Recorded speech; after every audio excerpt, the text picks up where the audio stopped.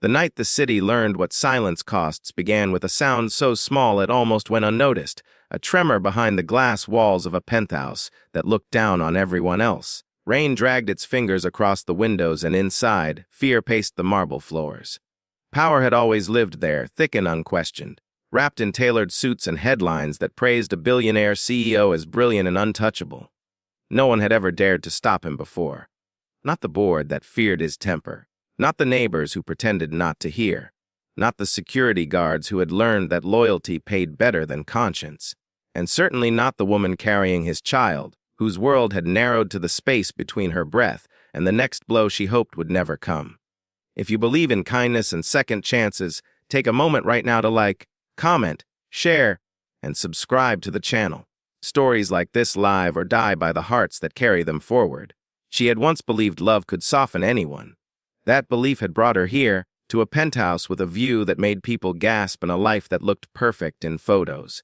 She had married him young, dazzled by ambition and the promise of safety. The first crack had been small, a sharp word, a slammed door, an apology delivered with flowers and a private jet weekend. Over time, the apologies thinned, and the walls learned the shape of her fear. When she became pregnant, she told herself the baby would change everything. She told herself a man who built empires would not destroy his own blood. She told herself many things because telling the truth felt too dangerous. The truth was that power isolates. It teaches the powerful that rules are suggestions, that consequences are for other people. The CEO had grown used to rooms falling silent when he entered, to people shrinking just enough to prove they knew who he was. That night, rage had found him easily. A bad day at the market, a headline he did not like, a question asked too slowly. Rage did not need a reason. It needed an outlet. The penthouse security system remained polite and blind, its red lights steady, its doors locked tight against the city. Down the hall, the nursery waited, pale and unfinished, a promise he had never visited. She had learned how to disappear without leaving, how to curl inward to protect what mattered most. Her hands went to her belly without thinking, a reflex older than fear. She tasted metal and thought of her mother's kitchen, of bread rising and the way warmth could be made from simple things. She thought of the baby's name, whispered in the dark, and prayed that prayers could travel faster than elevators. Outside, the city moved on. Traffic hissed, a siren laughed somewhere far away, and then something different cut through the rain, a low thunder that did not belong to the storm. Engines, many of them, arriving together with a patience that suggested intention. The building's doorman stiffened as headlights washed the marble in silver. Leather and denim stepped into the light, water streaming from helmets, faces lined by wind and years. They were not loud. They did not swagger. They carried themselves like people who had learned that noise is not the same as strength. The bikers had not come for trouble. They were in town for a charity ride, one of those events that never makes the front page. Veterans with scars no one photographed.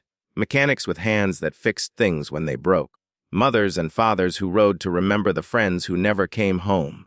They had stopped because one of them had seen something from the street, a shadow at a window that moved wrong, a hand raised and falling where it should not. Most people would have looked away.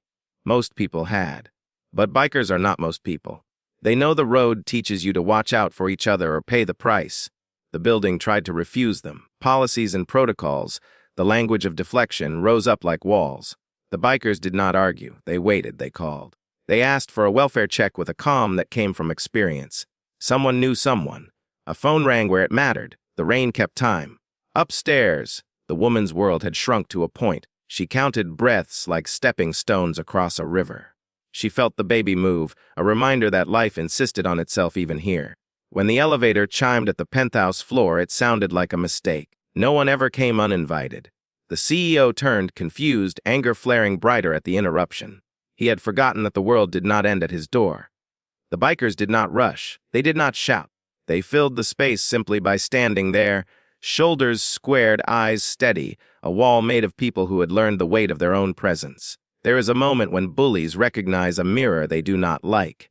It is quiet. It is the sound of certainty draining away. The bikers did not need to raise a hand. They had already stopped something worse by refusing to leave. Security arrived late and chose the side that would let them sleep at night. Police followed, faster than anyone expected. The penthouse filled with authority that did not answer to money. The CEO's name lost its magic in the presence of witnesses. He tried to speak, to reassert the order of things, but the words did not land. There are times when the truth is heavier than influence, and this was one of them. Paramedics wrapped the woman in blankets that smelled like plastic and care. She trembled, not from cold but from the shock of being seen. Someone held her hand and told her to breathe, and she did. She asked about her baby, and the answer came back steady and kind. For the first time in a long while, she believed it. News travels strangely. By morning, whispers had turned into headlines that could not be buried. The story did not say everything, but it said enough. Sponsors paused.